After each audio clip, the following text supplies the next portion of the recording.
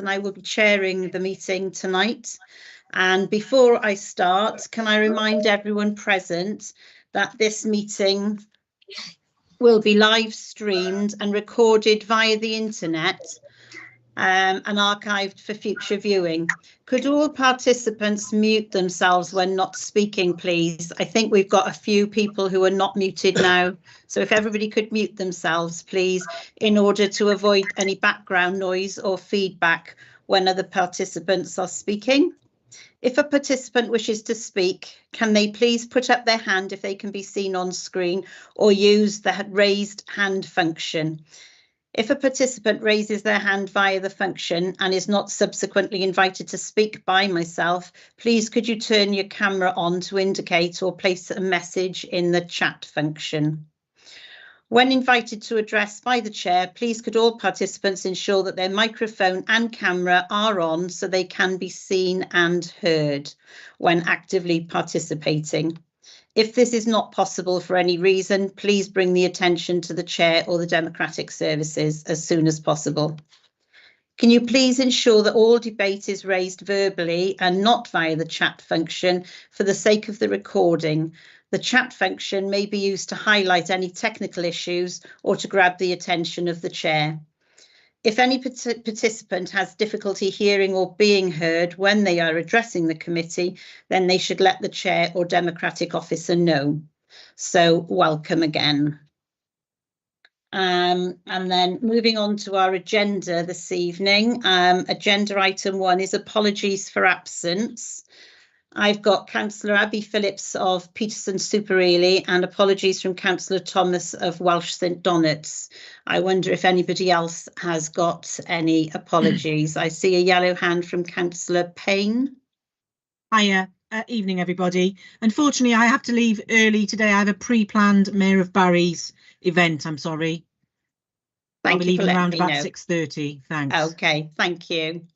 And Councillor Hodges? Thank you, Chair. Apologies from Councillor Ann Asprey, and also I will be leaving about 7ish to actually help Councillor Payne. Thank you. Okay, thank you. And Amy, have you got any more apologies? None further to myself, Chair, thank you. Okay, lovely.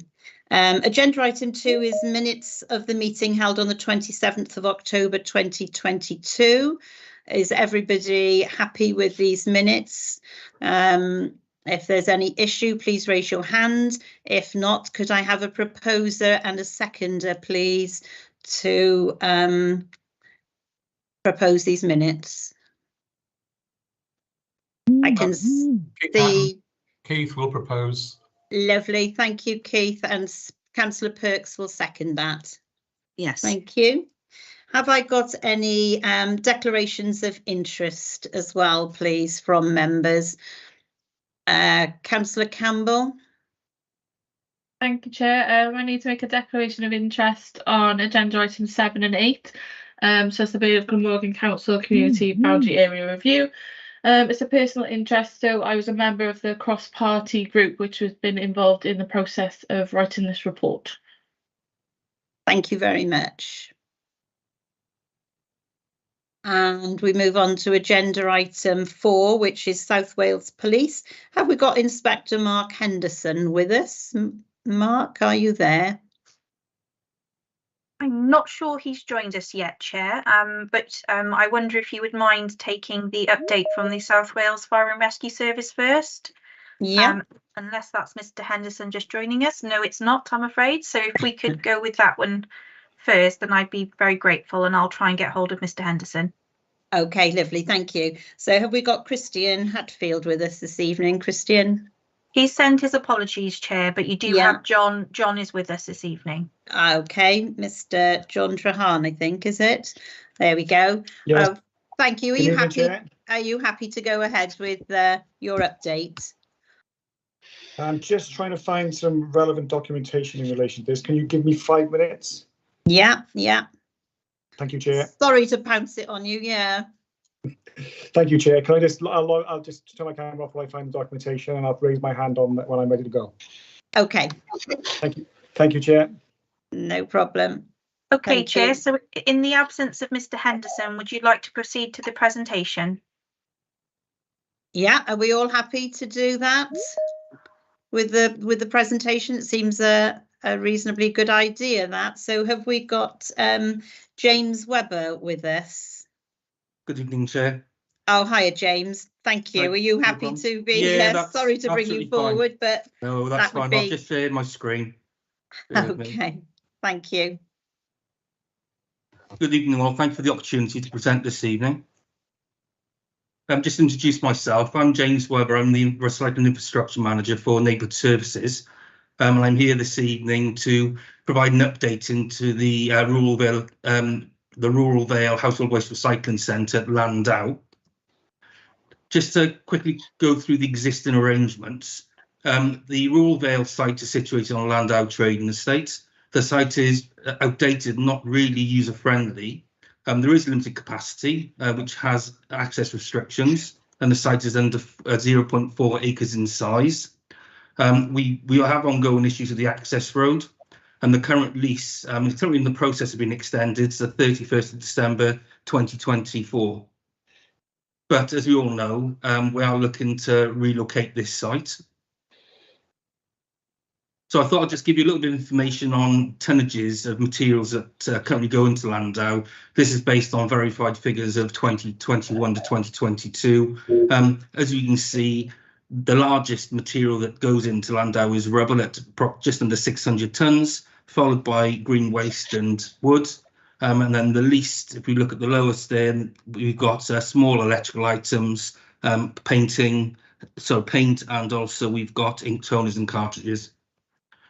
I thought it would be quite interesting this evening just for you to have a little comparison with material types that go into Landau compared with Atlantic. You can see on screen there that the blue on the graph is Atlantic Trading Estate and the orange colour is Landau. As you can see there, the split is 77% Atlantic and 23% Landau, and that would be expected. As we might be aware, that we introduced a booking system for the use of the household waste recycling centres back during 2019 due to COVID. This now allows us to be able to track the numbers of people using the facilities. And as you can see, for the last 12-month period, there's a total of just over 30,000 visits. And it's really interesting to look back on the actual usage data on this, because it shows that there are seasonal trends between the summer and the winter that would be expected. But we can see that during those two periods, we can see that the numbers are quite consistent. And this is one thing that's turned into quite an advantage for us, because we did suffer years and years and years ago with peaks and troughs throughout the days, which sometimes did cause issues with waiting times. So the considerations for a new site. The new site will need to meet certain criteria. The land will ideally need to be identified on the LDP for employment allocations and be designated for industrial use. We need to be able to achieve planning permission for a waste site, meet all the transport and access requirements, and meet the requirements for an environmental waste permit. There are currently limited options across the Rural Vale. We've gone out 3 times for expressions of interest, and we've advertised this 3 times. The sites across Landau are best suited for this brief. So this chart here shows the various areas of land that we've looked at as possible options in regards to relocating the household waste recycling centre at Landau. We're down to one single option, which is circled here. And if I just quickly show you on a map, and that's title number WA103, 5393, and it's the land to the east of Places for Homes, Sutton Road. So a few characteristics on this site. The site is 1.5 acres in size. The lease or purchase arrangement is to be determined. It's industrial use site, but not designated as an existing employment site on the LDP. Roads are in good condition, but the B roads access is narrow in parts. Planning permission may be difficult to achieve due to the unallocated status within the LDP. The site is spacious with adequate space for queue and traffic. The environmental permit requirements are to be explored, and our colleagues in construction design are to commission some topographical surveys on the land itself. Some good news, we did place a bid for the Shared Prosperity Fund, in February 2022, and we have been successful in that bid, pending confirmation. This further shows our commitment in building a new HWRC at Landau. The images on screen here, the images are the one that we've recently built at Atlantic, which is looking to open in early April. So what are the next steps? So the Council Estates Department are continue negotiations, surveys, land contamination liabilities, assessments of requirements, for example, drainage and access requirements, permitting and planning. Recommendations will be presented to Cabinet for consideration.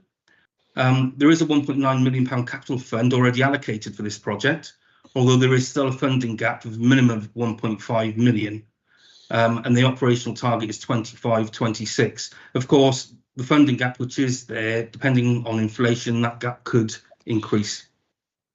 Thank you for the opportunity to present this evening. Are there any questions? Thank you very much, James. Thank you. Councillor Cave, would you like to ask your question, please? Yes, I would, Chair. Thank you for the presentation.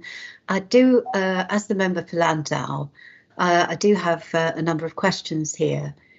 Firstly, I'd like to ask why it wasn't possible to share the presentation in advance of tonight's meeting. I do understand that occasionally we do have presentations that come to us afresh at the meeting, but I'd just like to explain that it's very difficult when we have a presentation and no information in advance of the meeting. It's very difficult to give very good scrutiny because we're actually seeing it for the first time. So just maybe for future note, and if there is any particular reason this evening we didn't see the presentation, that would be of interest to me. You say in your presentation that one of the things that you've done is you've gone out for expressions of interest 3 times. And then you say that you've limited those expressions of interest to Landau. And I'm not really quite sure why that would be, because there's no, as far as I'm aware anyway, there's no particular requirement to have the recycling centre in Landau. So, you know, if you could enlighten me here, that would be very good. The other point I'd like to make is you highlight the fact that there are over 30,000 visits to the current site. And I would imagine that once the site is relocated to somewhere where there is access, because at the moment the access to the site is very, very poor indeed, that figure will go up alarmingly. And why then are you intending to bring that many vehicles into one of our only remaining small Welsh rural villages? Because I do not believe that it is appropriate to move the current site from the industrial estate onto a site that at the moment is really retail.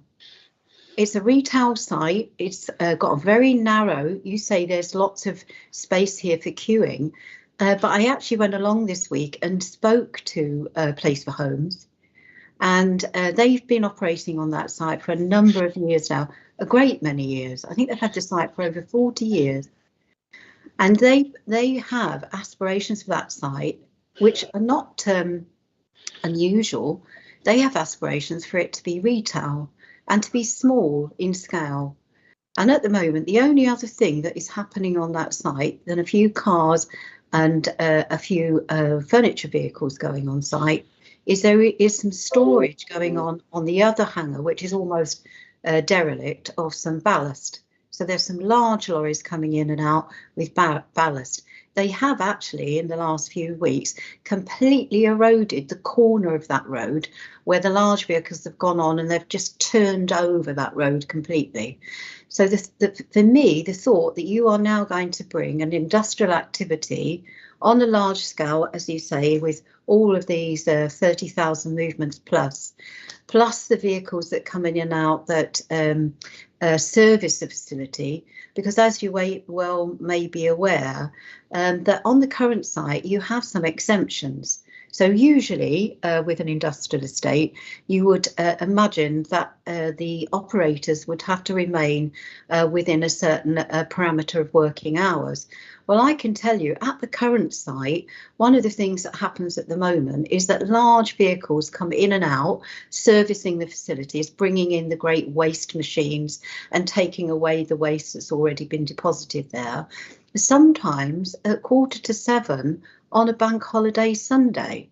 And to think that you believe that it's appropriate to bring that sort of activity and that mass of journeys in and out of a small rural village, I'm astounded. I absolutely agree that the site should be moved, and I have actually put together on occasions with the local community council some ideas as how that could happen. In your first image that you showed us of the current site, you actually see it's on Glue Pot Lane. Now, Glue Pot Lane doesn't have to be accessed. It can actually be accessed from a bigger road, and currently there is no access via that road. So you could actually extend the site where you already are, and you could solve some of the access problems by actually making a new access road. Should you go ahead with this site, you will have to do something about the entrance, because the entrance is very narrow.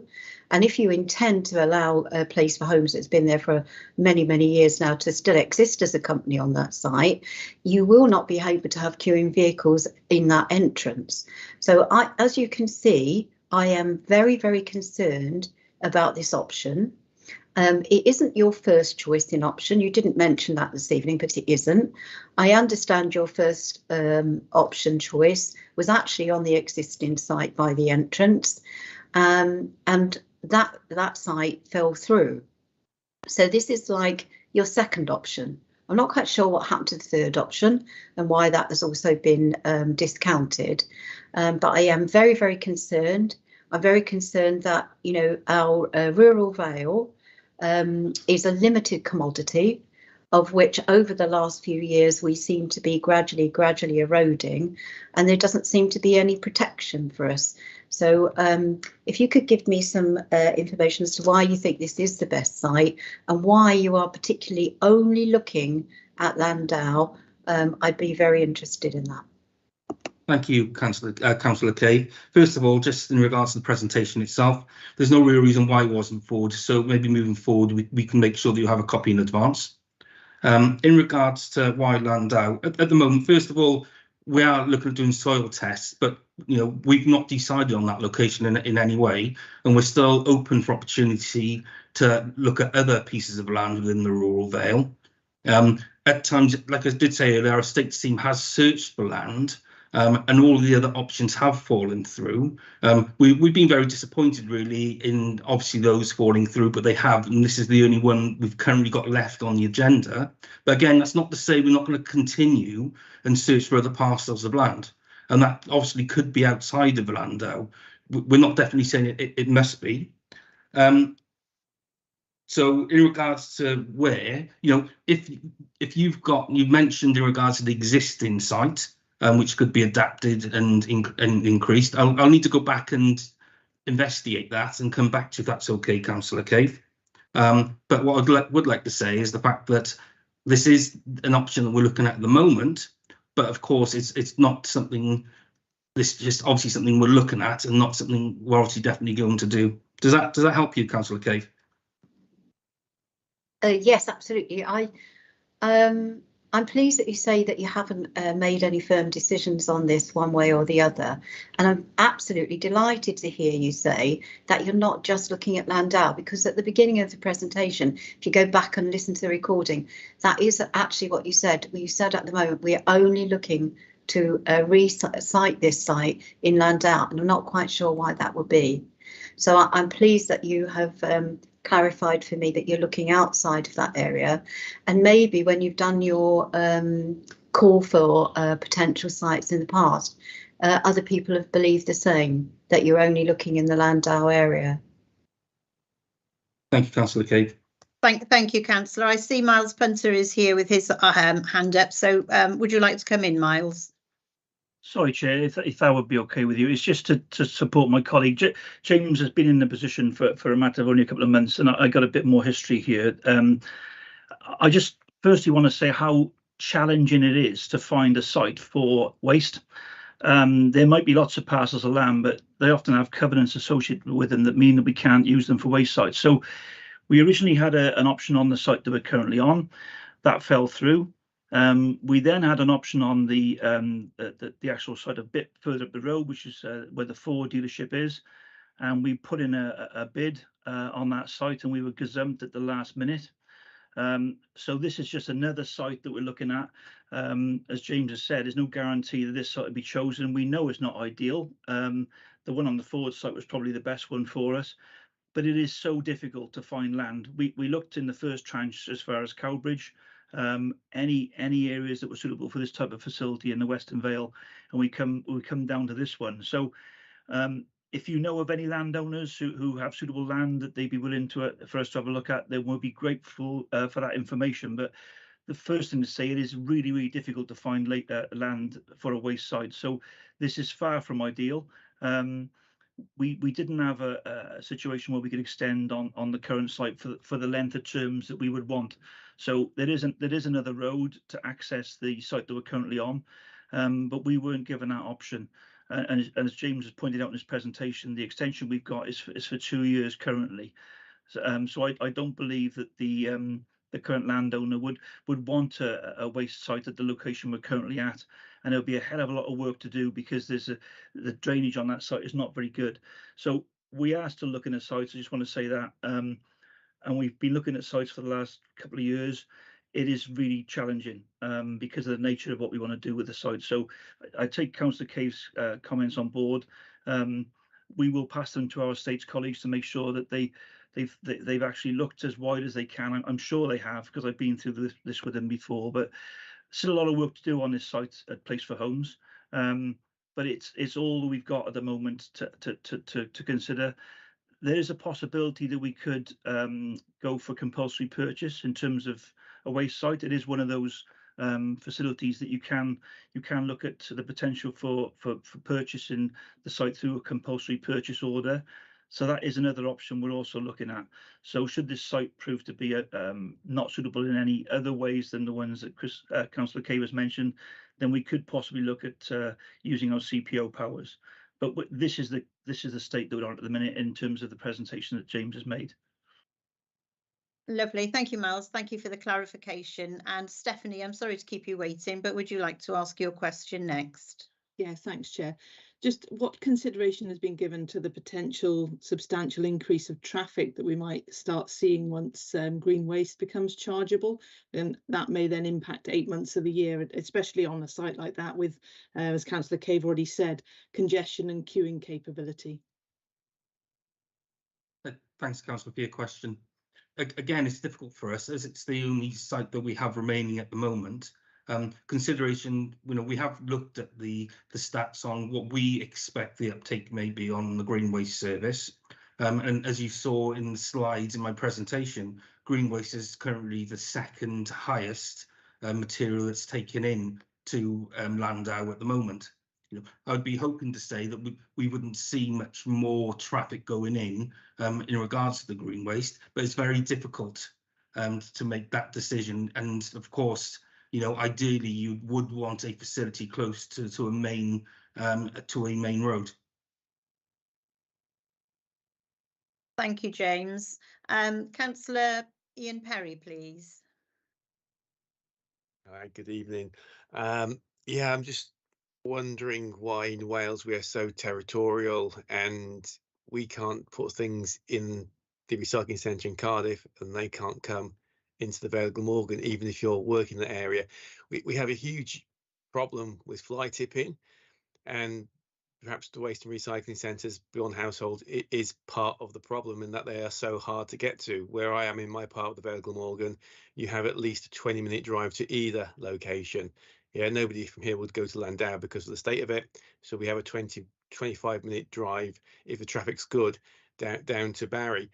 Obviously, each and every recycling centre you have costs money, but is 2 the right number, and wouldn't 3 be better? So you'd have one for Penarth and Barry. You'd have one in the Western Vale, west of Landau towards Bridgend, and they've got a huge empty business park there. and perhaps one then at Culverhouse Cross, which would be shared with Cardiff. So rather than people in Cardiff driving across Culverhouse Cross and finding a nice country lane to dispose of their items, they might have a nice recycling centre that was very convenient for them. So that is sort of my thinking of it, and I think in Wales we need to rethink this whole thing. Instead of being so territorial, look at it on a regional level. We've got Cardiff Capital Region, and be a bit more strategic, and instead of making special trips in the wrong direction and then back, we can just drop things off on our way to wherever we're going normally, so there's no additional trips made on the road. The thinking on waste and recycling centres is backward, unfortunately. That's my input. Thank you. Thank you, Councillor Perry. Councillor Cave, did you want to come back in there for a quick question? Yes, I did, Chair, if you don't mind. Okay. Yeah, I just wanted to just pick up on something that was just said earlier on about the fly tipping. There's also on the highway access road leading up to the current site, there's a huge amount of waste at the moment. And it doesn't appear that there's any attempt to keep that road clear of waste. And obviously one of the concerns would be that type of activity would then, if the site was relocated to the place for home site, then that would come further into the village, and we would be on a route then for fly tipping when the site was closed. So there are a few additional concerns that I just wanted to raise. And the other point, just talking about the current site as it stands with the booking system, because I know you mentioned the booking system earlier on, and that gives you some accurate figures. And being someone whose husband who absolutely loves going to the waste recycling facilities and regularly books on with the system, he has fed back to me that once he's made a booking, if he wants to change the booking, it can't be found again. So I understand you're supposed to put the number in, your allocated number, if you want to change it, but he's actually tried to do that on a number of occasions and it doesn't work. So I don't know whether you want to have a little look at that. Yeah, thanks for the questions, Councillor Cave. Firstly, in regards to the fly tipping issue that you mentioned on the main road there approaching the current HWRC at Landau, what we can do, we can approach the freehold of that land, because of course it's an adopted highway there, and we can, as it's privately owned, and we can take that up with them, which we will do. I'm actually talking about our highway. It's our highway, is it? Our highway leading up to the entrance. It's not only the road surface is very poor, but there's litter right the way from the road, the main B road from Lantwick Major. Yeah. But it's right the way up that road. So we don't just have fly tipping. We have a lot of sort of debris that's cast out of vehicles or comes off of the the high vehicles that use that road. If you have to go down there now, as I did on Monday, it looks absolutely appalling. And one of the things that we have there is we have the go-kart track and we have a caravan site. And I think to myself, if I was somebody coming from outside of the Vale and I was to see this when visiting either the go-kart track or the caravan site, I would really question what people would take away and think about that. I shall take that back, Councillor Cave. In regards to your second question, in regards to the booking system, just so everybody is aware, there's been a change in recent months, and now you can book on the day to pop to the HWRC, because there was always a cut-off period beforehand. And what I will do as well, I'll go back and test that functionality of changing your booking to see what the issue is with that. Lovely. Thank you very much, James. Thank you for your presentation and your time this evening. Thank you. Okay, working back up the agenda, can I go to agenda item 5? And John, are you okay to do your update, please? If I may, Chair, sorry to interrupt, but with regards to the presentation, are the committee happy to note? Our committee happy to note the presentation this evening? Yes, Chair. Thank you. And a second from Keith. Thank you. Thank you. Just to make you aware, Chair, I do need to take a formal mover and seconder from an elected member of the committee. So I'll take Councillor Perks, seconded by Councillor Aviott. Lovely. Thank you both. And do we have John here now? Yeah, good evening, Chair. How's everyone this evening? Apologies for earlier. This is my first time I've sat in on this group. Thank you for having welcome. me. I got some statistics and some data from the last financial quarter. As I was told, this is what the information that you require. So this report was published on the 9th of March, and it's from April last year to the March of this year, in the financial year.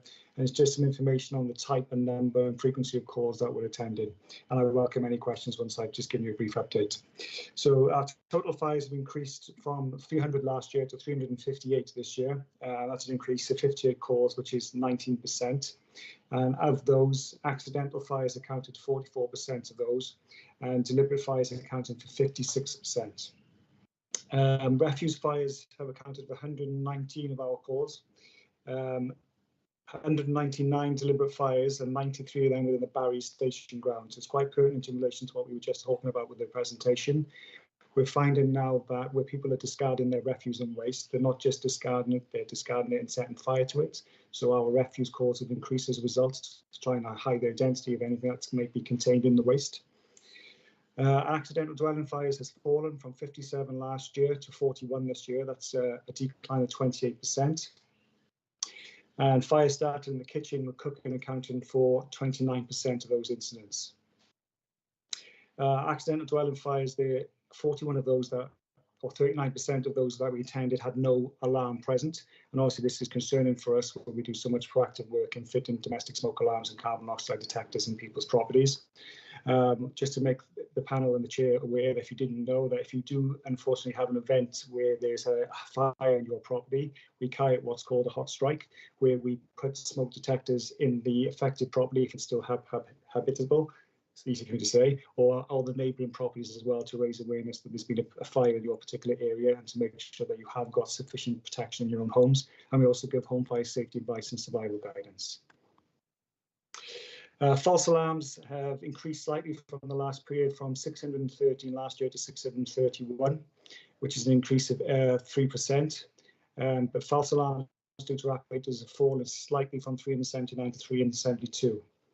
But we put this down to buildings are more occupied now as we've all returned from the COVID absences, and there's more likely for false alarm activations in business premises and commercial buildings.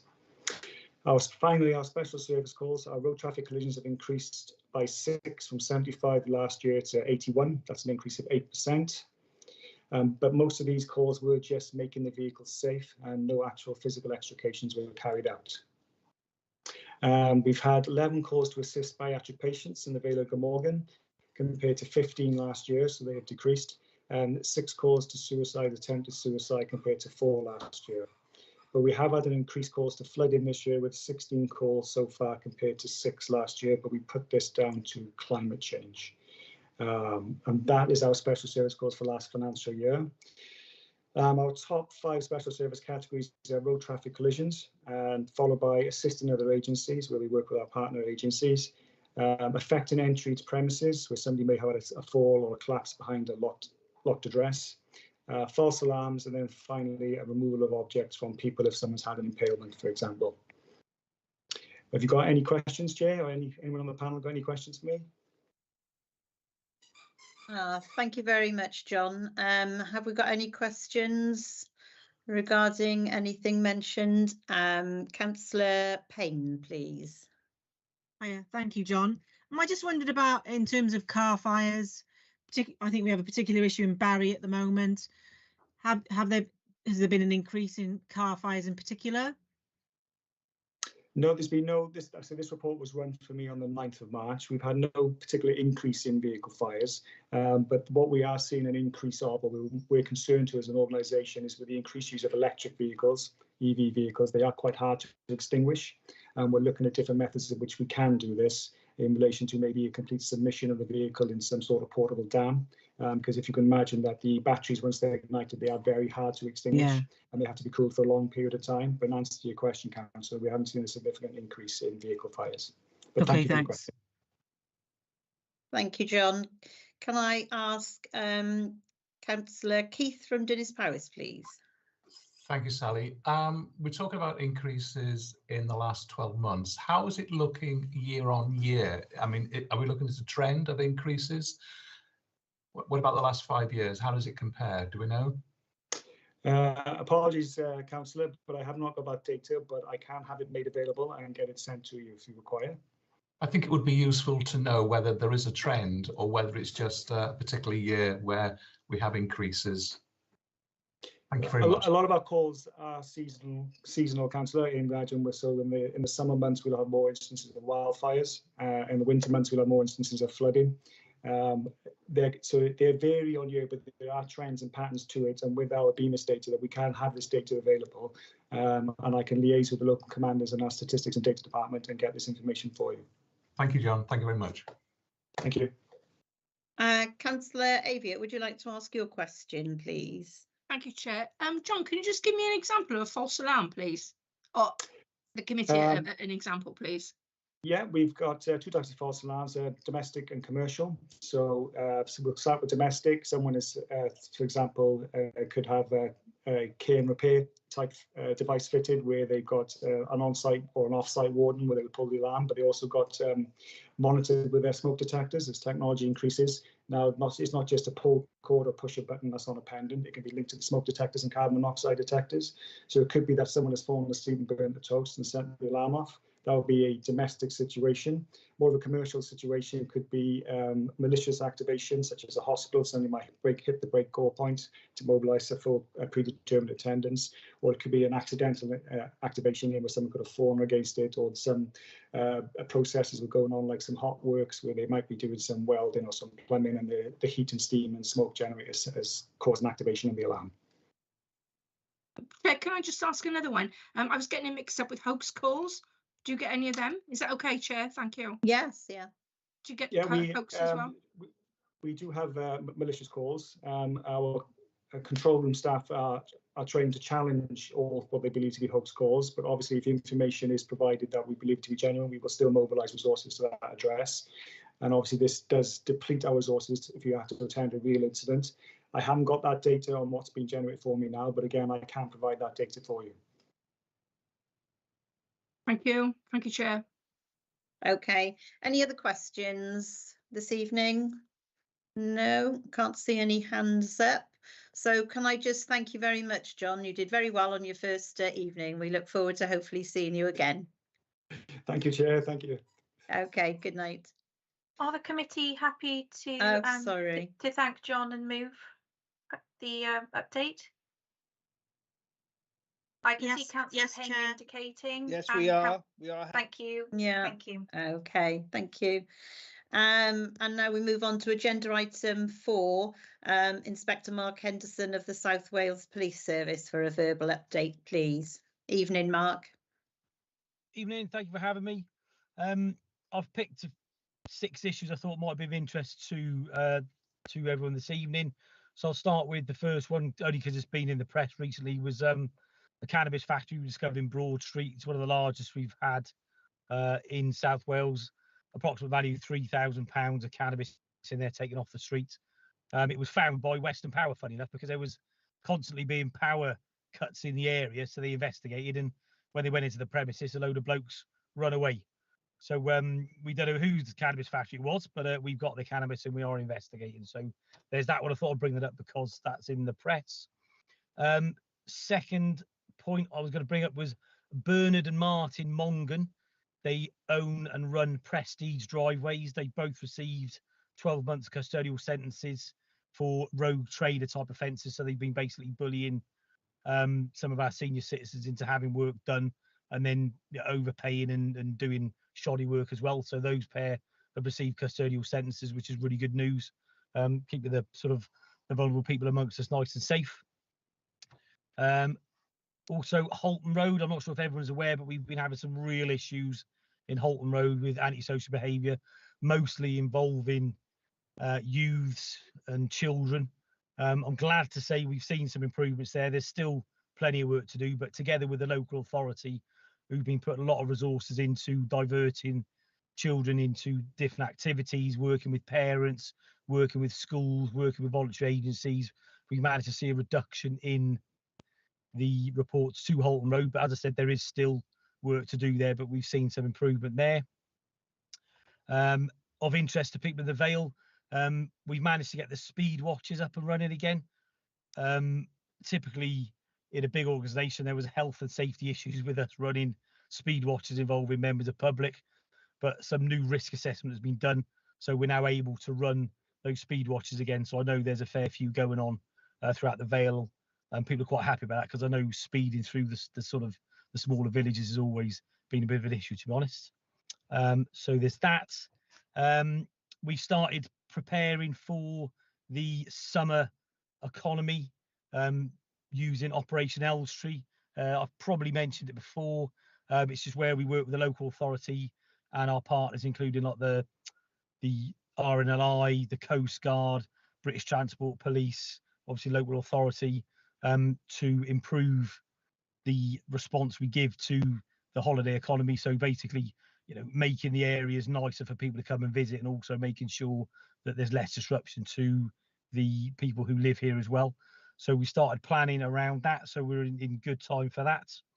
And then sort of crime-wise, we've had a good few sentences for burglaries. We've got a guy called Finch, was committed 14 commercial burglaries all throughout the Vale.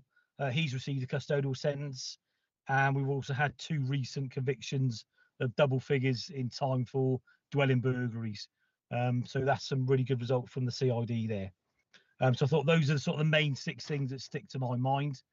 But obviously I'm open to sort of questions, or if in future you want to see some sort of different format, you'd like to hear about different things, I'm more than happy to take the feedback and adjust what I give you. Lovely. Thank you very much, Mark. Do we have any questions for Mark this evening? If anybody wants to raise a hand. Councillor Perks. Thank you, Chair. I just wanted to ask about one of the cars that have been set alight, the one on Commercial Street in Barry's in my ward. Is it a pattern of behaviour, that because we had the other ones in Iceland vans set on fire as well, and I'm just wondering whether it's the start of something of people setting, you know, vehicles alight in Barry, which we don't want, obviously. No, I mean, yeah, I've got to be careful what I say around these, because some of them are still under investigation. But the Iceland vans one, we think were related to the ASB in Holton Road. We think that was to do with the U's that were there. There's been 5 this year in total. The 2 previous, so there was one previous to the Holton Road 2, that was linked to a drug matter, shall we say. And these 2 now are still under investigation. They appear to be linked because the male who's done it, similar description, and we've got a number plate of a vehicle seen making off. So at the moment, it's still under investigation. Okay. But it's not. It doesn't appear to be random acts, if you know what I mean. It doesn't appear to be someone random going around setting fire to cars. They appear to be targeted for particular reasons, which we're not aware of what they are yet, I'm afraid. In some ways, that's good news.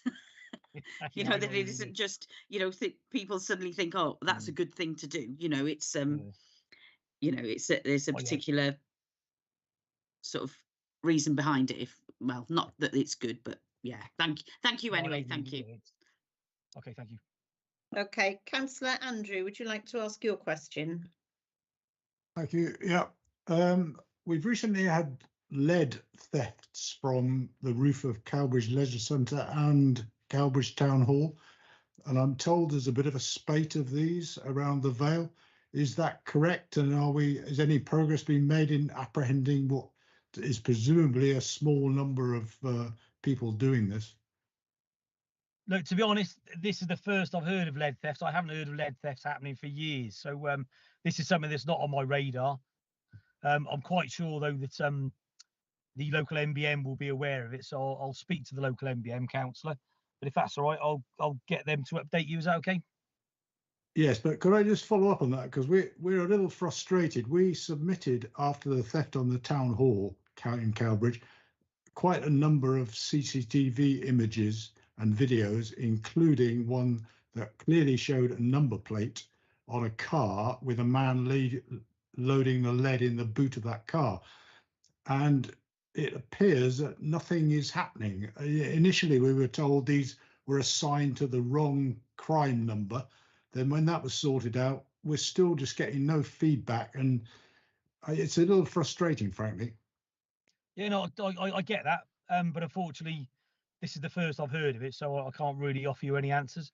If you do find issues like this happening, because how long ago was this? It was at the beginning of this month. Yeah, if you have issues with that, I wouldn't wait to meetings to let me know. I'd get hold of me direct. Hopefully everyone's got my email address, and I can certainly follow it. But I'll take this away from the meeting now, and I'll check first thing in the morning, and I'll speak to the local neighbourhood manager and see what the situation is. But yeah, apologies that the service hasn't been exactly as it should have been, but I'll certainly get on that tomorrow if that's all right. Okay, thank you. Could I ask a question as well, please? I just wanted to know an update maybe on Operation, is it Waxby with lamping in the Vale? I just wondered if you had any update on that, please, Mark.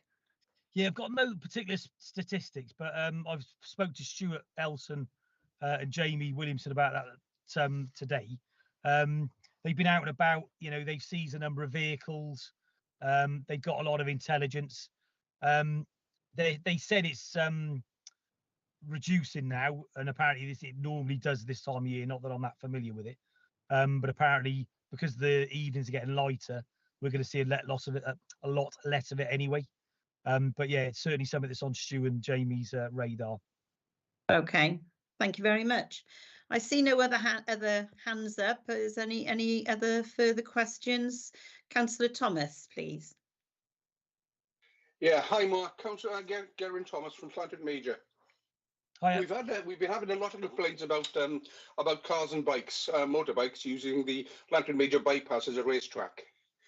Now, after a number of emails with the Vale of Glamorgan, can't seem to do anything about it unless they're either caught or it's a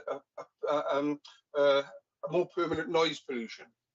Neither of those are happening at the moment, but they're still using it as a racetrack, and it is noise pollution, but not on a large scale. Is there anything that the police can do about this? What's the actual location again? Sorry, can you repeat that, please? The location is a Llanford Major bypass between Landau and the Boverton Lights. Yeah, I've heard this before actually. Yeah. You know, other than regular patrolling, and well, do you know what? Now we've got the community speed watch up and running. That's a perfect location. So maybe what I'll do then is I'll speak to the local PCSOs. We could get the speed watch there, but I'll ask my traffic colleagues to attend. Yeah, so I think that's the start of attend, to be honest. Yeah, you know, we talk in midnight, 1 o'clock in the morning here. You know that. All right, fine. I didn't realise that. So we won't really. I don't think we'll be able to do speed watch there because of the hours it is. Well, I mean that sort of time of night should be fairly quiet for my traffic colleagues. So I'll certainly ask them to attend.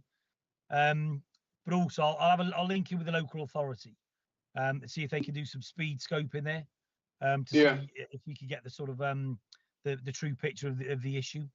So yeah, okay. I'll bring that up with the local officers. Give someone the problem to sort of own, and we'll try and look at that. Yeah, okay. Thanks very much, Mark. Cheers. Thank you, Chair. Okay, thank you, Gerwyn. Councillor Perry, please. Yeah, and a similar problem exists in the Drope and St George's on the lanes, again in the early hours of the morning, where people recklessly drive at high speeds on the country lanes, potentially endangering other residents who might be driving in the early hours of the morning. And of course we have the modified exhaust problem on the A48.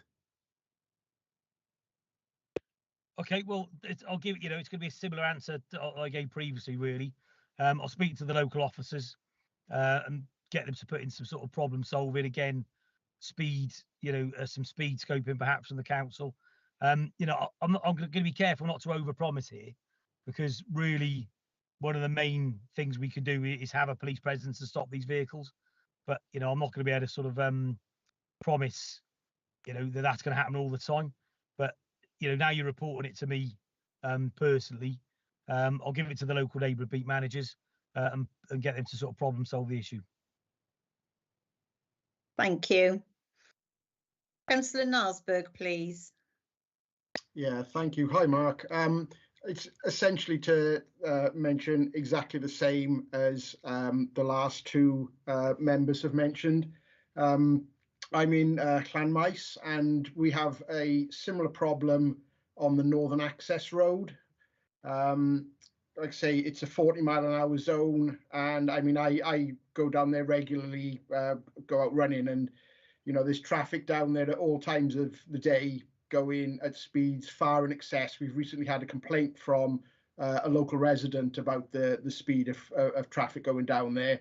Again, I appreciate your previous comment about resources and what have you, but again, especially that Councillor Thomas mentioned the Lantwick bypass road. Obviously, the Northern Access Road is just a stone's throw from there. So if there is any possibility of patrol checking out that road as well, I'm sure it would be appreciated.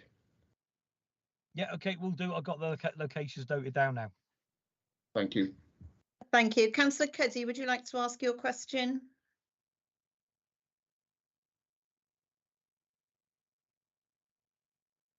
Yeah, this is not a question, it's just to lighten the mood a bit. I was most impressed by the proactive nature of one of your PCSOs in Penarth in searching out little issues and doing a forward plan to sort of address them.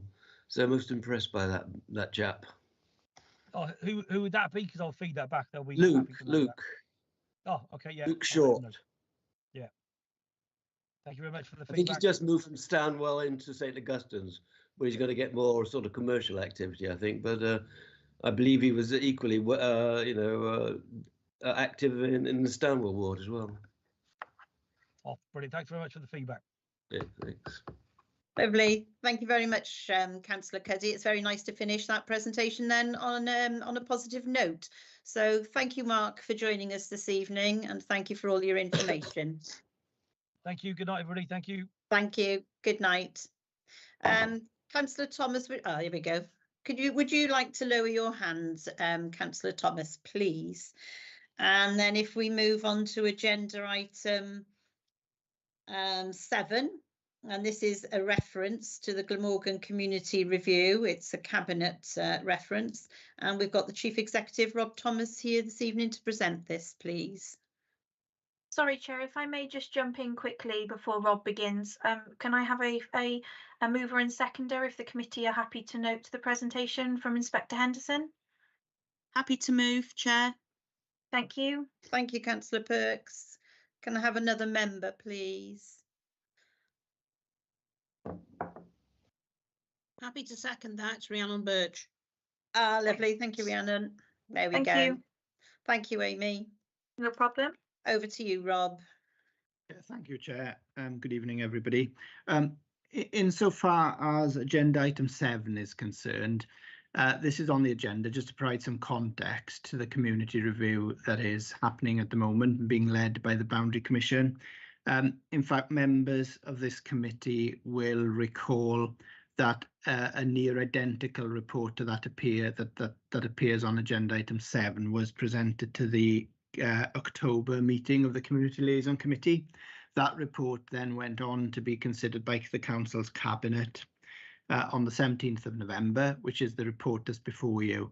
So in essence, what I would say, the report that is on agenda item 7, you've already seen a very similar iteration to that report previously. And the reason it's come back to you is to almost close that cycle of reporting. Because Community Liaison Committee saw something similar previously before it went to Cabinet, and more importantly perhaps because it provides context to the next item on tonight's agenda, which is the Vale of Glamorgan Council's suggested response to the very first stage of consultation being undertaken by the Boundary Commission. which I won't deal with that report until you are ready for me to deal on and move on to that one, Chair. Okay. So that's all I need to say on item number 7 at this stage. Okay, thank you very much. I guess people are more interested in the next report that follows. Yeah. I suspect so. Okay, so can I propose that we formally note this reference and we keep our detailed questions for agenda item 8, unless there are any questions referencing the paperwork that we've got. Councillor Wilson, are you seconding my proposal? Second that. Thank you very much. Okay, so then moving on to agenda item 8, the Vale of Glamorgan Council's Community Boundary Area Review presented. I'll hand over to you, Rob. Thanks again, Chair. And this report is probably the most substantive of the 2 reports, because it does, as I suggested earlier, it does set out the Vale Council's suggested initial response to the very first stage of the consultation process. We have got a couple of colleagues from the Boundary Commission who are present tonight as well, observing the debate, and I've got Rachel Starwood, who's the Electoral Services Manager, also in attendance this evening. So hopefully between us we'll be able to answer any questions that members may have. So very briefly, to go through the report, by way of background, the Boundary Commission has started its review, and this, as part of that review, they're calling for a first round of consultation. So I would anticipate that every town and every community council will want to feed into that initial phase. That concludes on the 28th of March. So the reason for bringing this report with you to this committee this evening is to let you have sight of what we are suggesting to go into our initial response before our council's cabinet sees it, which is next week, and that any comments you want to make on those suggested initial responses will be reported to cabinet next week as well, alongside the report. So the report sets out the background. It sets out why the review is needed at this time. It deals a little bit with what was presented to this committee back in October of last year, and then it goes through some suggestions. And I would stress that the way we've worded this report is that they are suggestions, they are not firm recommendations as such. And the reason I say that is twofold. Firstly, because everybody will have a view, and there will be many different views as to how the community review should be conducted and what it means for each specific area of the Vale. And that view will vary depending on whether you are a current community councillor, whether you are a resident, whether you are somebody who isn't directly involved in that community, or whether you are somebody like myself who works for the Vale of Glamorgan Council and is looking at it on a wider, more high level, if you like. So I respect the fact that people will have different views on this. And secondly, the fact that there are a number of stages left to go as well. So the Boundary Commission at this first stage haven't presented any ideas or any thoughts. They haven't drawn any lines on any maps for us to look at. They are merely canvassing opinion as to what they should be considering when they get on to that stage. So this, if you like, is a way of putting some ideas into that process, and likewise, you will be able to do the same. There will be examples in the report where there are boundaries that perhaps don't function as effectively as they perhaps could because of the way the Vale has developed over the years. And if members look at page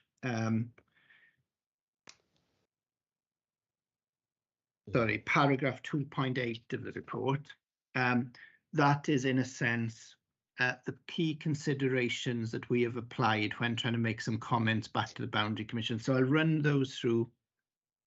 through those very briefly. The first is the council size policy, which we presented to this committee back in October. But I would stress that that's as a guide only, and it's not hard and fast. There are current boundary arrangements which may work really well, and there are some which may result in a degree of confusion because of the way the Vale has developed.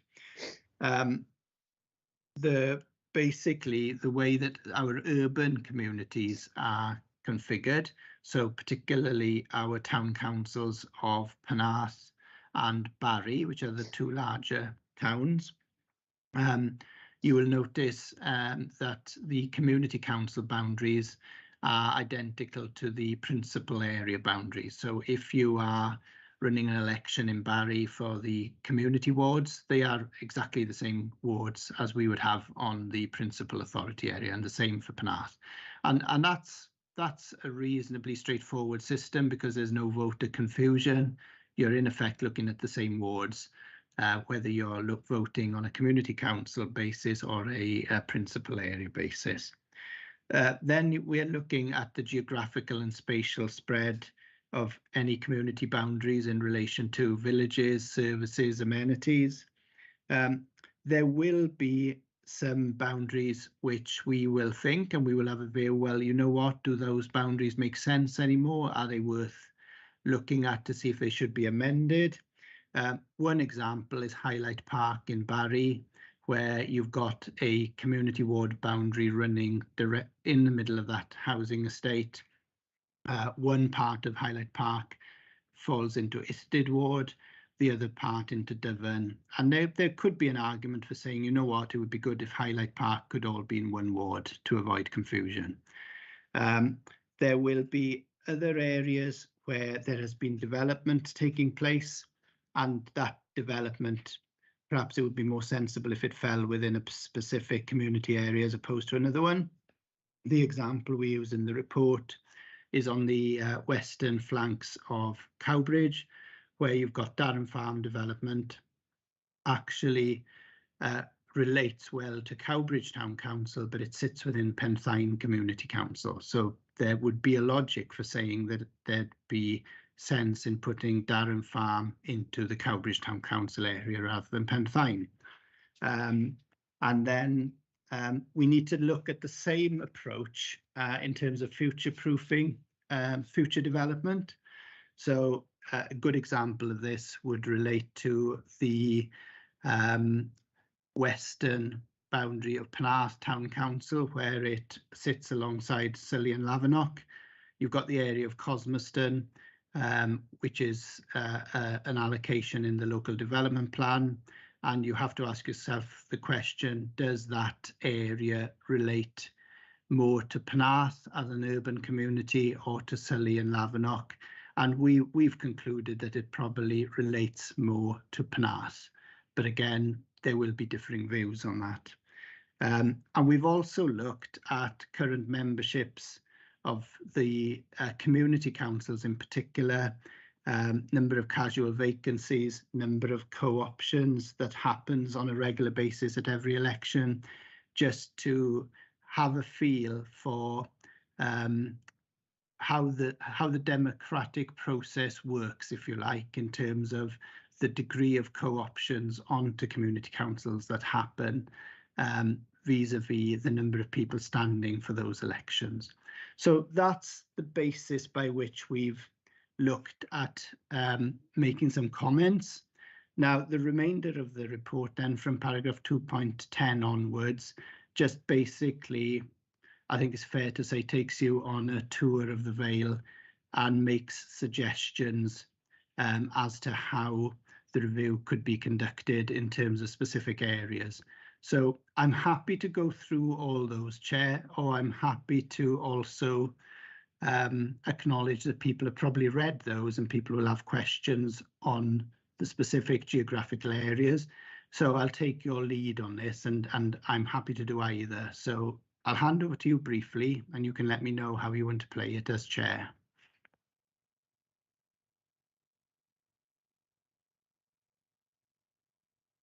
Oh, you're muted, Chair. Thank you very much. I think we'll take it that everybody has read the report, and if we go straight into the questions, if everybody's happy with that. I can see Councillor Toker, do you want to ask your question, please? Just a random question, we're reading it. Most community councils have been mentioned, but there's no mention of St Athan within this report. Is that for any particular reason? Or have I just missed it? No, what we have done, we've basically sought to look at each area of the Vale, and if we feel there are any areas where there is a case for change, we have mentioned it, and if there isn't a case for change, then we've stayed silent on it. So we have looked at how the St Athan community ward relates to Llanmaes and Llantwit Major in particular. So on the western side of of St Athan. And whether there was a case for looking at St Athan being extended to the west, so for example, the area of the Northern Access Road. But we've felt that that was currently within either Llanmaes or Llantwit Major, and that that's why we've made the recommendations that we've made in relation to the relationship between Llantwit Town Council and Llanmaes Community Council. Okay, thank you. I'll take the questions from town and community councillors first, if that's okay. So, Councillor Andrew, would you like to ask your question? Thank you. Yes. Yes, I'm John Andrew from Cowbridge. I went recently to a presentation by the Boundaries Commission about this review, and some of us at that meeting got the impression that perhaps the Vale of Glamorgan Council was trying to reduce the number of community councils. One got that impression based on some of the council size guidance, some of the ratios guidance. The Vale of Glamorgan Council people at that meeting denied that. But when I read this report, I don't claim to have read it in total, but I've certainly read the bits that relate to Cowbridge. One suggestion in there is that Llanfair and St Hilary could possibly come within Cowbridge. And again, one thinks, well, is that simply to try and reduce the number of community councils? I just wondered whether you'd like to comment on that.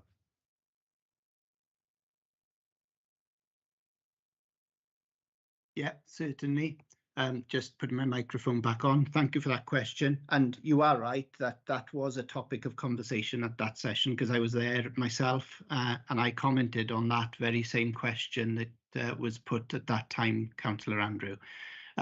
So we haven't set out to seek to reduce any councils in terms of their size, in terms of looking at amalgamations, but what we have done, we've very much used the approach that I set out earlier, those sort of considerations that I ran through, and there are a number of areas where we feel that if the community councils were of a slightly larger scale, there would possibly be less co-options, there'd be more interest in the elections on a 5-year cycle, and there would be some areas where it would particularly make sense for those areas to either, I don't use the word amalgamated, because that suggests that one is being swallowed up by another.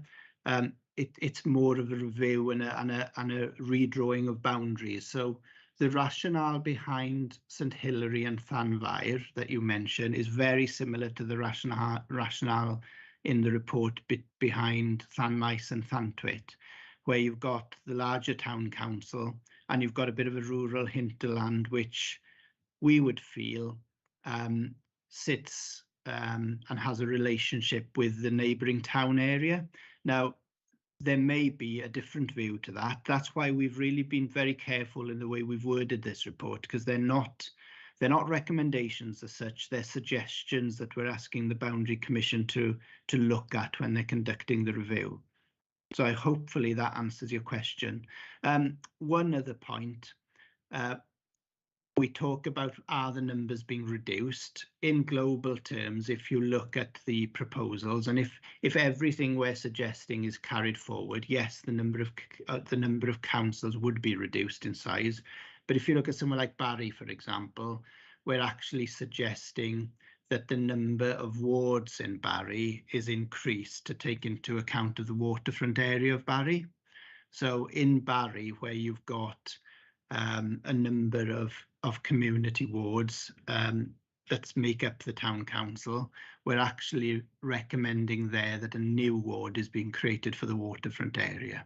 So we've not simply sought out to reduce the number of councils, we've looked at it geographically to see where it makes sense that those councils are increased in size or where new wards are put in place. So hopefully that answers your question. Yes, thank you. Thank you. Councillor Mark Knoxburg, please. Okay, thank you.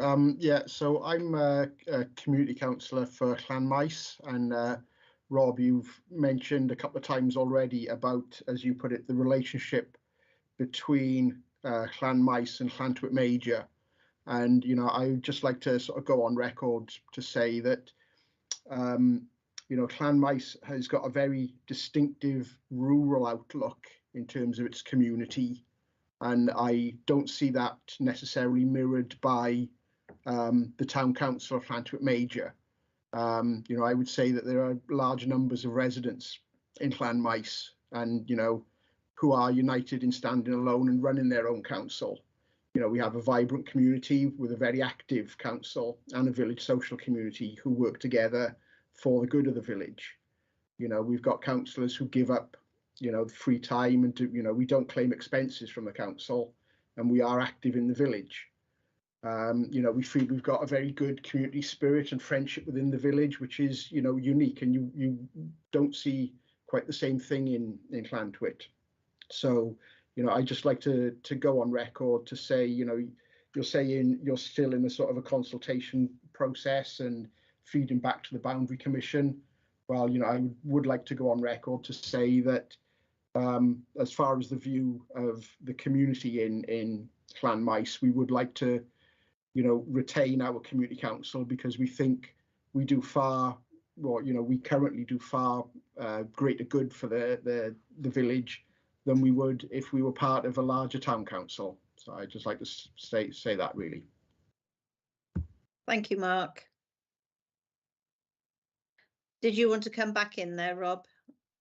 Yeah, happy to, Chair. And just, I don't know, just for the debate, are you happy if I come in after every speaker, or shall I wait for you to call me in? How do you want? That's entirely up to you. I think it might be easier, and maybe some questions might overlap a bit, but where you're answering them individually, I think that would be the best way forward, if you're happy with that. I would just acknowledge what Councillor Nasberg has said, basically, that, you know, I'm not surprised by what you have said. We've made these remarks or suggestions. One thing I would say in terms of how this is being presented, the review is being conducted by the Boundary Commission, so we are independent of that.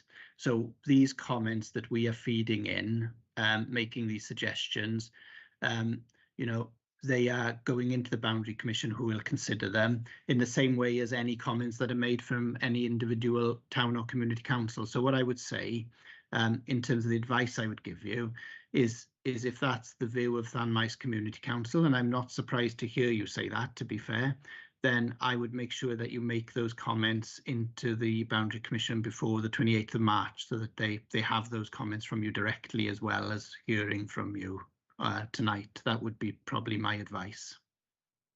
Already done. Thank you, Rob. Okay, great. Councillor Bonner, please.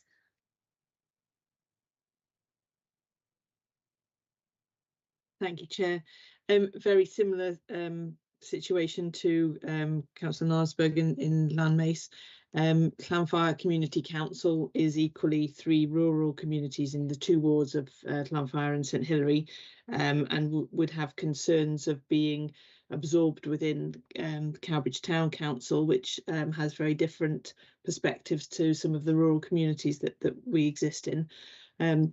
So we'll similarly take Rob's advice to do an update on our submission to the Boundary Commission, but just wanted to voice that our first choice would be to remain as Llanfire Community Council, and if there was to be any progression, to be amalgamated with Cowbridge Town Council, that the two wards are still very much defined, which prior to my experience on the council, I understand the Berthin was absorbed in previous times and isn't quite as defined potentially now. So that would be the only point we would want to raise.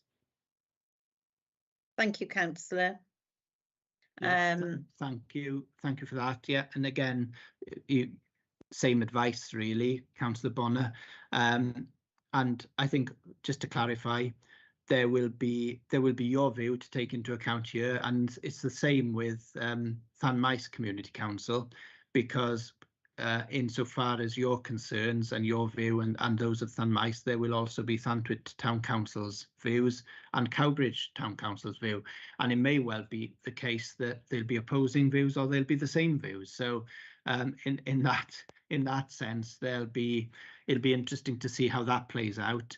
But what I would say is, if Llanmaes, and I think this is mentioned in the report, if Llanmaes was to form part of a larger Llantwit Town Council, we have suggested it retains its own ward status within the town. So the point you just made is well made as well. Thank you. Councillor Jeffries, would you like to ask your question? Yes, I'm in the same position. I'm from St Donat's, and the proposal is that we merge with Wick. And my concern is that we will end up with 2 councillors on a council with 5 councillors from Wick, and we will be absorbed, and we probably won't be able to put our points across, or we'll be dominated by the councillors on the Wick Council. I don't mean that in a nasty way, but if there's 2 representing our area where we now have 8 on a council with 5 from Wick, we're not going to have, is our voice going to be heard? Thank you, Councillor. Rob, is that similar advice to what you've already given, is to make those comments known by the 28th of March to the Boundary Commission? Yes, exactly the same, Chair, and I would say valid concerns to raise, and I guess the response I would say there is, if this was to happen, and there's lots of ifs and buts and maybes on that, because there's a long way to go on the review, I guess what my answer would be is it's up to the local representative who is elected to make sure that the voice of that part of that community is heard if that was to happen. And there's also an issue with the way boundaries within the community councils are then drawn as well. So that's an important point. So if you look at some of our community councils, I'm thinking of Dinas Powys is a good one, possibly, where you have a number of electoral wards within what is a community council. I was going to say if there's Cowbridge but Cowbridge, Llantwit, Barry and Penarth are town councils. Dinas Powys is a community council. It's one of our largest community councils, but it has a number of wards within it.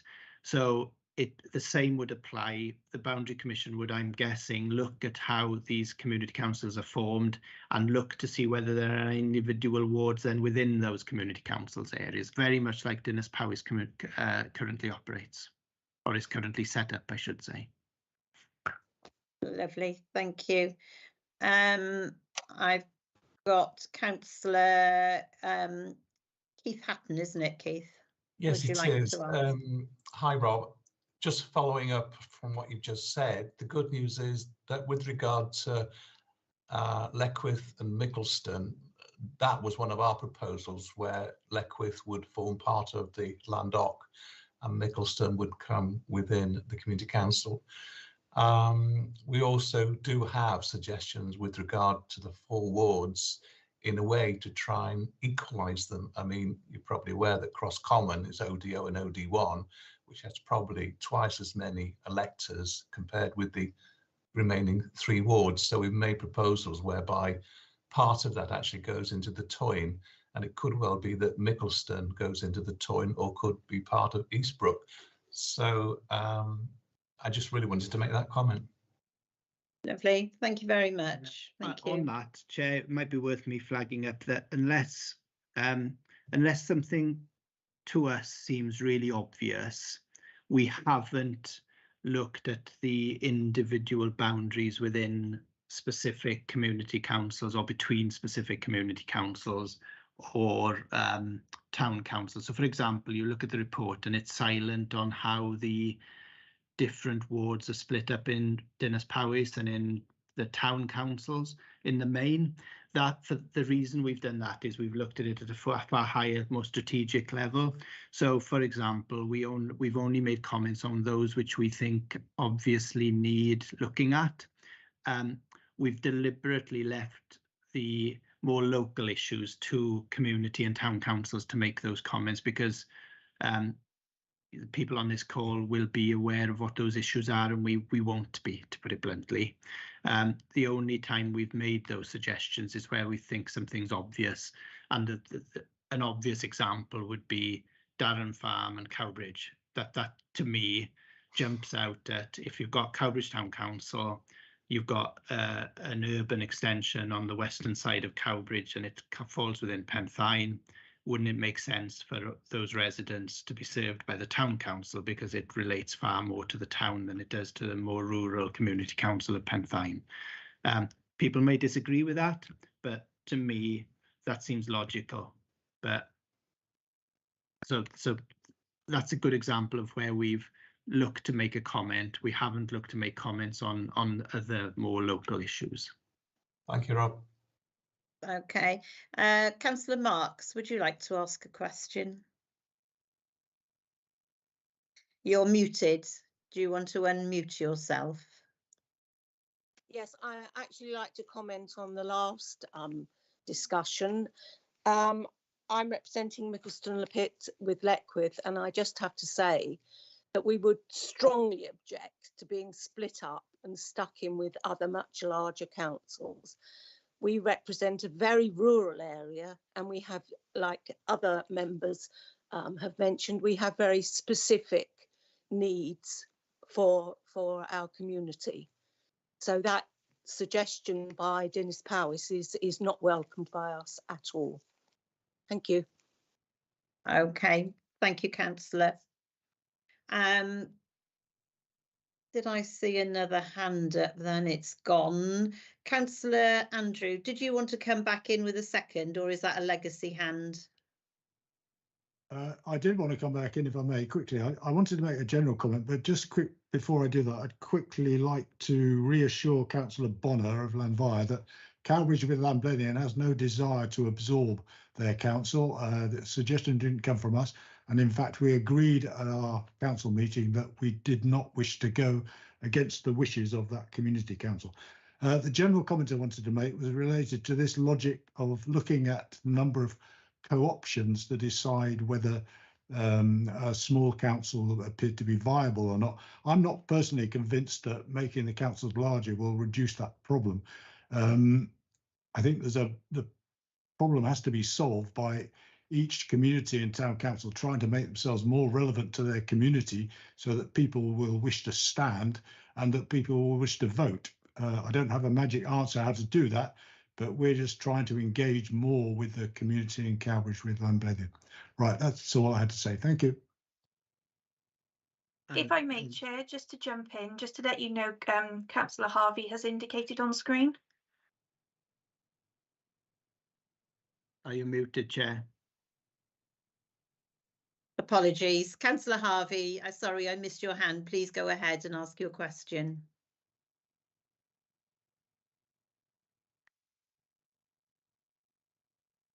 On mic and I can't mute. We can hear you now, Mr. Harvey. Oh, sorry, it's a bit sensitive. You've just clicked off again. If you could just click to unmute.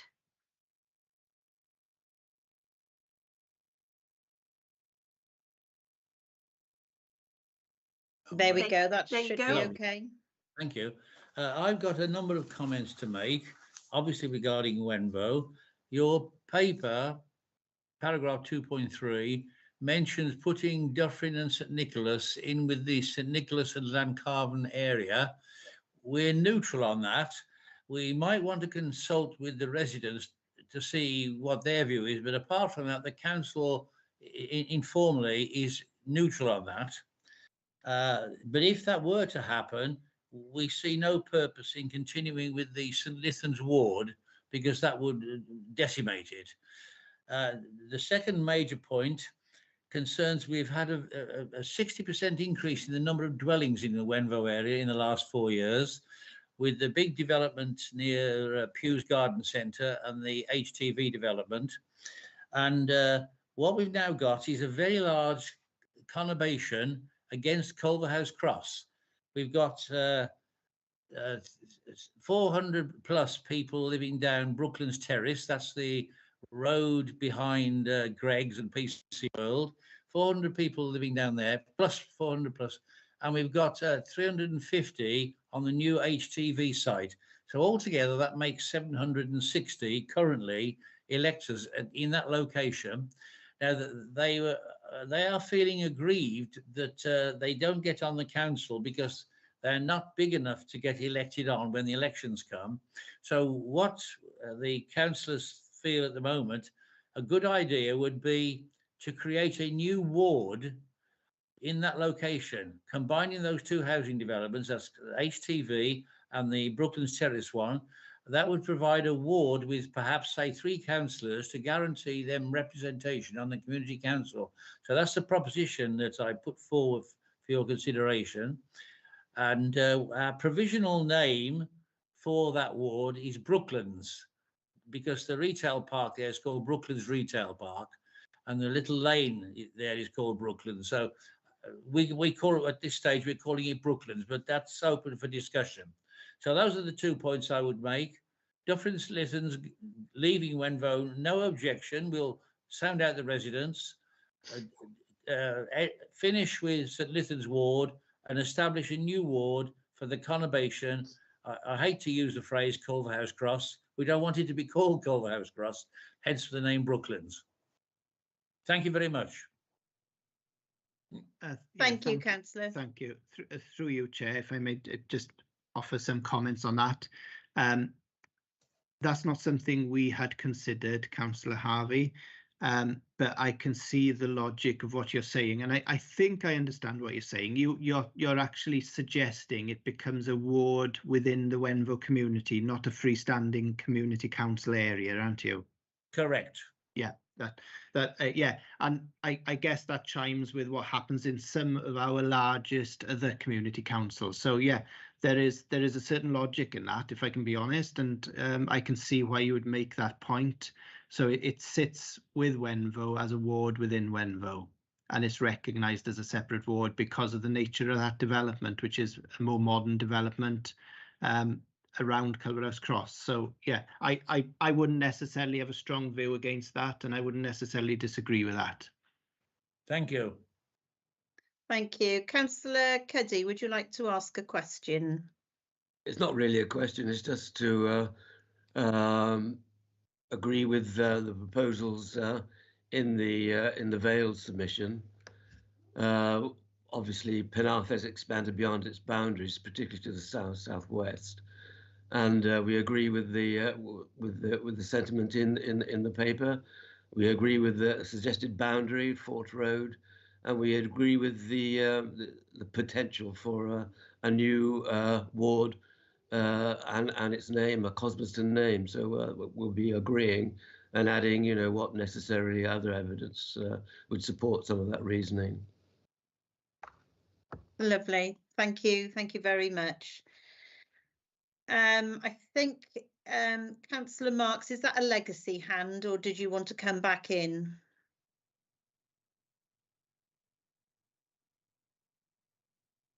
You're muted. You're muted. I will, if we go on to Councillor Cave, thank you for waiting, and would you like to ask your question? That's okay, Chair. Thank you for waiting me patiently. Yes, I do have some concerns here. I think my major concern is this is about democracy at a local level, and for people at a local level to be able to have their voice heard and their communities well looked after and well represented. And I don't think we're going to achieve this by playing a numbers game. And that does seem to be some of the things that are happening here. And if we think about the majority of, democracy, the majority voice that's been heard here this evening, the majority of people are not in favour of mergers. I understand people generally don't like change, but it does sound to me like what we're hearing is that people want to keep their uniqueness. They want to keep their village or area intact because they believe that that's the best way to have democracy and to have their villages and areas thrive, with the people that live in those areas at the heart of their local decision making.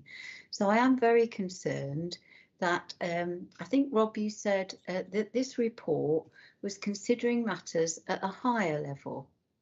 And I don't actually think you can get a higher level than the local democratic voice. So I'm a bit concerned by the use of that word, because that, and occasionally you have said, we've got to be very careful about the way we word this. And these aren't recommendations. Although if you listen back, you did actually say on occasions that these were recommendations. So I do think not only is it a numbers game, it's a bit of a word game. And so what we're actually seeing is not what we're actually seeing, if you follow my drift. I am concerned, if you look at 2.8 of your report, you say that there are several options for the Western Vale.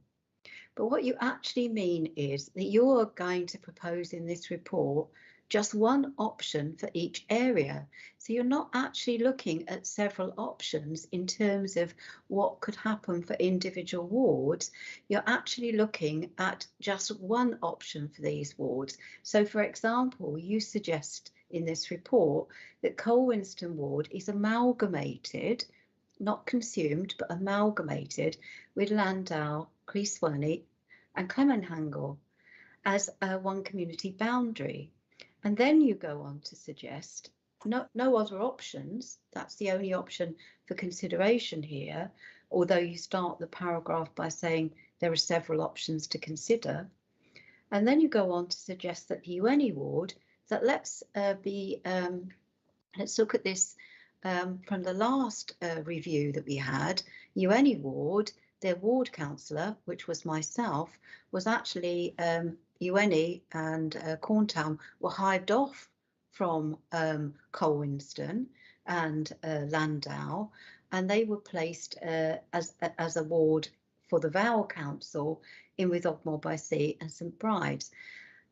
Actually, UNE put forward a very good case as to why that shouldn't happen.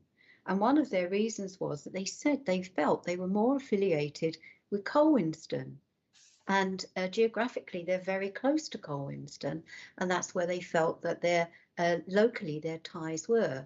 This was completely ignored by the Commission, and I think actually by the Vale Council's report as well. So I'm wondering, in this report that you suggest is at a higher level, why you're not suggesting maybe that UNE, who have already voiced previously that they feel a greater affiliation with Colwinston, that they're not actually merging with someone like Colwinston. So I do think if you take a higher level approach and you look at things that happen locally, what often happens is you lose all of the nuances of what is really happening on the ground. And I think that's very sad. Thank you, Councillor Cave. Through you, Chair. Thank you, Councillor Cave. And I guess that summarises why there'll be different views and different opinions on a report and on a proposal and on an exercise of this nature. So what we have sought to do is look at the geography of the Vale. So I would disagree with you when you say that we haven't looked at options, because for the Western Vale, we've actually said under paragraph 2.9 there are actually two options in the St Brides, Ogmore and UNE area, because we actually recognise that one option is linking Iweni with St Bride's and Ogmore, but the paragraph goes on to say that it's acknowledged that the case for change in this instance, given the sizes of these communities, is not as strong as some of the other smaller rural wards. So what we're in effect saying there is there could be a case that Iweni retains its own community council, and the reason for that is because it has an electorate of 594, which it's far and away not the smallest rural community council that we've got. In fact, it's quite a large rural community council. So what we're suggesting there is that it could be looked at, but equally it could be dismissed as an idea because of the size, not only of Iweni, but the size that St Bride's and Ogmore is already, which would take it up to a large community area of 2,525 if there was an amalgamation. But as I say, there will be views coming through from the local communities, which will be on occasions the same as the views expressed in this report, but there will also be views that might be counter. The review is being conducted by the Boundary Commission, and the Boundary Commission will obviously need to sift through the responses and determine what way to go, if any, because on some of these suggestions, the Boundary Commission might decide, you know what, there isn't a case for change here. So that is something that the Boundary Commission will need to consider. I hope that's helpful. Yes, thank you. Thank you for that. The point I was making was that there were no options for Cowinston, not that there weren't any options for UNE. But just another point that I did want to raise, and that is the point about clerks. You know, clerks are salaried, they receive a salary, they are employed by the community councils and the town councils. And in effect, what we're actually suggesting is that some of the clerks lose their jobs with these amalgamations.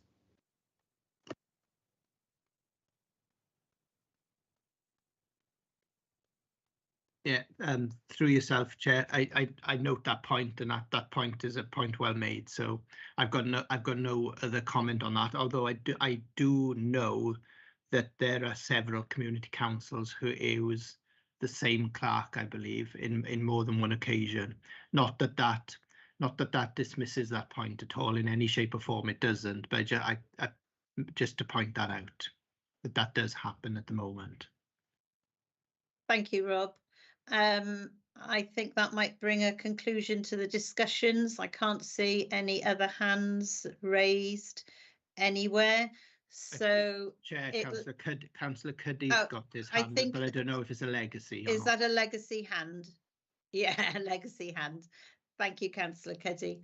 So we need to approve the recommendations on this. So can I do recommendation 1, is that the Community Liaison Committee considers the Vale of Glamorgan's Council's draft response to the Commission initial consultation on the first stage of the review and comments on the same. And recommendation 2, that this report be referred to Cabinet on the 30th of March 2023, along with recommendations that have come from this committee tonight, which I think basically are Councillor Harvey's proposition for a new ward called Brooklands within Wenvo. Councillor Cuddy agreeing with the recommendations for Penarth. And I think Councillor Cave speaks for Landmace and other smaller community councils, that many are not in favour of the recommendations and feel they want to keep their unique qualities of their own community councils. So would everybody be happy to endorse those two proposals, to the two recommendations? Councillor Cave. I think you're on mute, Councillor. Could we add to that, Chair, that we are concerned that it will, if these proposals were to go ahead, it would mean the loss of jobs for some of the clerks. And bearing in mind, yes. So is everybody happy with that? And Amy, are you happy with that? If I may, Chair, just to clarify, so obviously your first recommendation there summarises all of the comments that have been presented this evening, which I have captured. But then the second recommendation goes a little bit further as to formal recommendations. So from myself, as noting, I had the formal recommendation of the creation of the Brooklands wards, excuse me, from Councillor Harvey. Yeah. All the other comments this evening, then I was taking under general comments, but so I just want to be clear, really, what any formal recommendations. Councillor Harvey's formal recommendation, and I think Councillor Cave with all the other comments for the community councils, that their concerns be noted, and that the deadline for comments to the Boundary Commission is the 28th of March as a reminder. Okay, Chair, yep, that's fine. So there'll be 2 formal recommendations then going to Cabinet. Yeah. And then all of the comments will be picked up in the first recommendation from the committee this evening. Yes, and as Councillor Cave added on the last one, the loss of jobs for clerks, that might arise. Okay, so that's All 3 right. 3 formal recommendations. Yeah, are we all happy with that? Could I have Councillor Wilson, you're happy to second that? No, I would like to have a vote on this. I think a member by member vote on this matter, please. What, on the recommendations? Yes, please. On all those recommendations. Okay. As a summary, because I would like to vote differently myself. Okay, all right.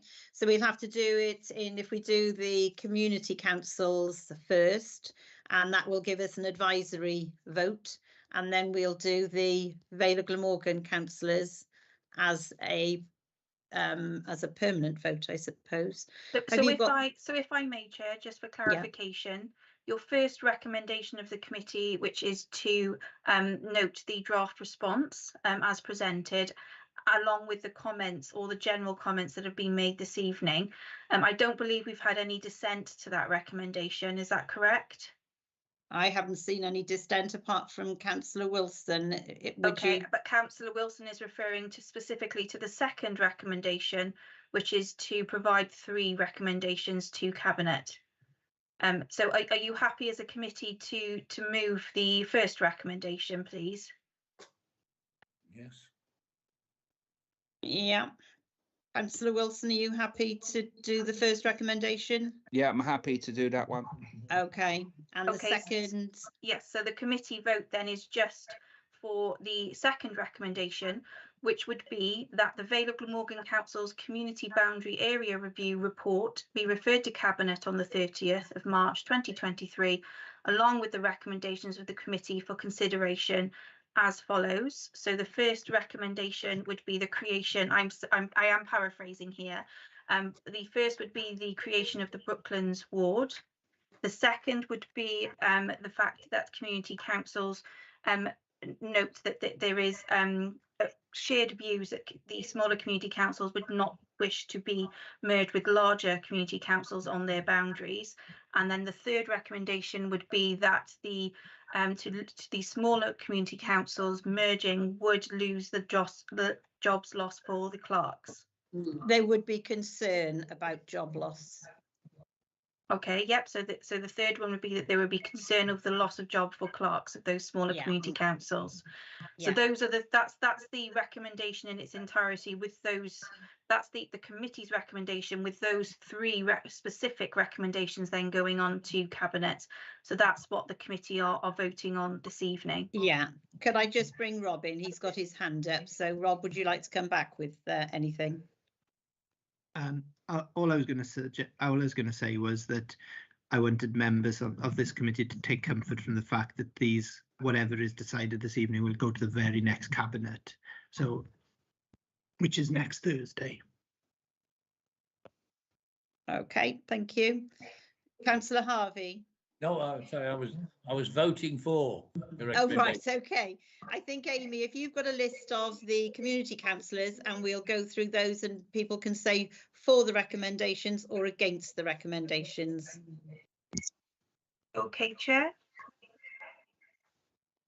So if I may start, please, by taking the vote for Barry Town Councillor from Councillor Hodges.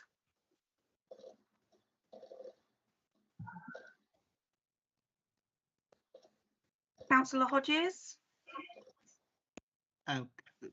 Amy, Councillor Hodges said he had to leave earlier, if you remember. So I Thank you, suspect Rob. he's left. Yes, sorry, I was referring to Councillor Shirley Hodges, who had joined Apologies, us. my mistake. Perhaps she's had to leave as well. Just bear with me one moment, Chair, just so I can.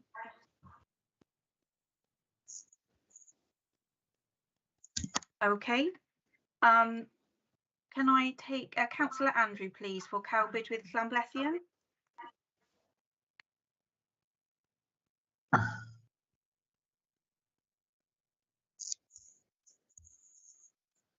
I believe Councillor Andrew has left. He has a note in the chat.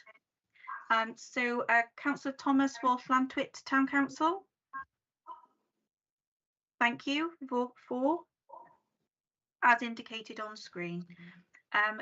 Councillor Cuddy for Penarth Town Council, please. Yeah, I agree. I think my hand raising facility is a bit broken, but I agree. Thank you very much, Councillor Cuddy. That's a vote for. Councillor Morris, please, for Colwinston Community Council. For. Thank you, Councillor. Councillor Hatton, please, for Dinas Powys. For. Thank you. Councillor Osborne for Llancarvan. For. Thank you. Councillor Thomas for Llandow. For. Thank you. Councillor Griffin for Llanfair, please.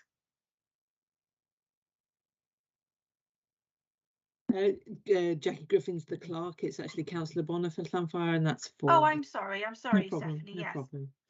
Your Thank you. vote, please. For, please. Thank you. Thank you very much. Apologies. Councillor Wilson for Llangarn. For, thank you. Thank you very much. Councillor Naresberg for Llanmaes, please. Yep, for. Thank you very much. Councillor Marks for Mickleston, Lepick and Leckwith. For. Thank you very much. Councillor Kellen for Pendoilen, please. For. Thank you. Councillor Toker for St Athan. For. Thank you. Councillor Jeffries for St Donat's. For. Thank you. Councillor Howells for St George's and St Bride's Super Ely.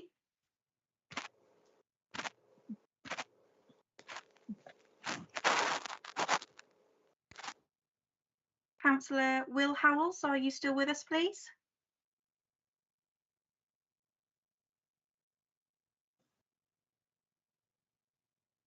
Councillor Howells for St George's and St Bride's. Are you showing us connected? Can you hear me? I'll continue with the vote, Councillor. Please could you indicate in the chat if you're unable to use your microphone? I will come back. Councillor Perry for St Nicholas and Bondleston, please. For. Thank you. Councillor Parry for Sully and Lavernock, please. For. Thank you. And Councillor Harvey for Wenvo, please. For. And Councillor Hawkins for Wick, please. For. Thank you very much. So final call, please, for Councillor Howells for St George's and St Bride's.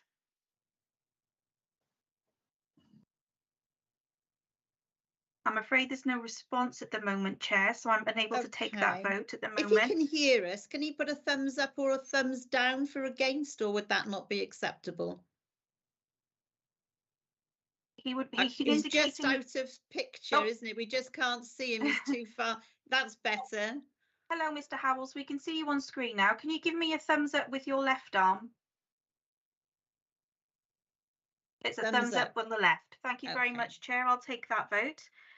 So just to confirm, votes have not been taken this evening because we do not have a representative present for Awenny Community Council, Llandoch Community Council, Penllyn Community Council, Peterston Super Ely Community Council, St Bride's Community Council, Welsh St Donat's and Welsh St Donat's Community Council finally. So with all the votes counted, Chair, there was none against, no abstention, and I make that 18-4. Yeah, I make that 18 as well. Thank you, Amy. And now the Vale of Glamorgan members, please. Yes, Chair, would you like me to do those as well? Yes, please, Amy. Okay, thank you. So can I start with Councillor Asprey, please?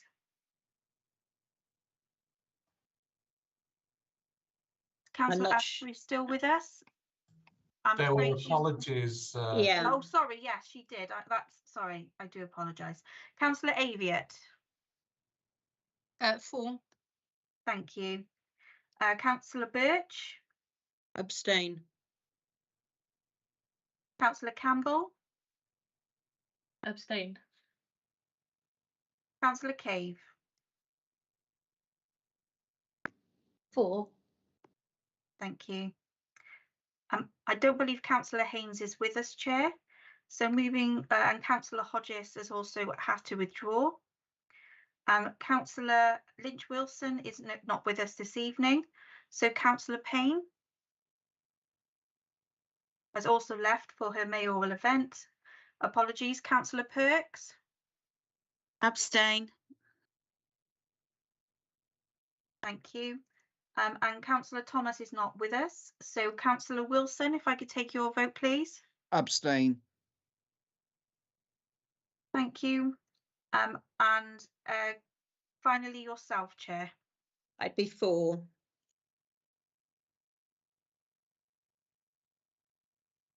So I make that. Chair? Yeah, so 3. That's 3, 4 and 4 abstentions. Yeah. And none against. That's correct, yeah. So where does that leave us, Amy? Oh, sorry, Chair. So you have because you have 4 abstentions, so no vote placed, and you have 3-4. The motion is carried. Right. Okay. Thank you. So do we have to have a proposal? No, we've already done it. We voted, so we're okay and good to go.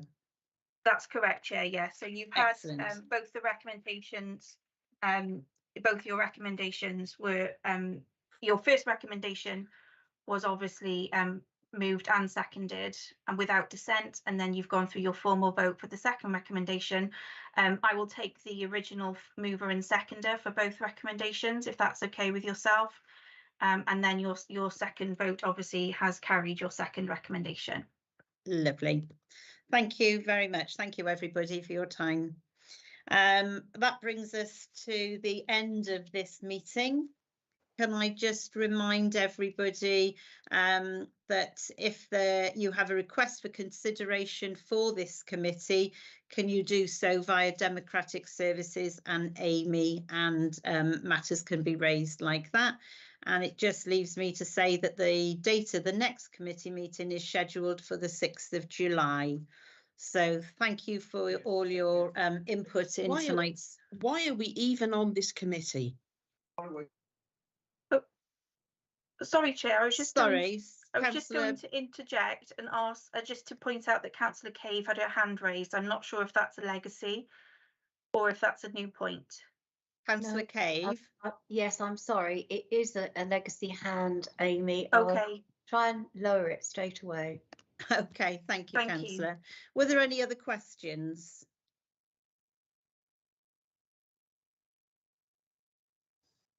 None indicated, Chair. None indicated, no. So can I declare the meeting closed? Thank you. That's correct, Chair. Yes, yep.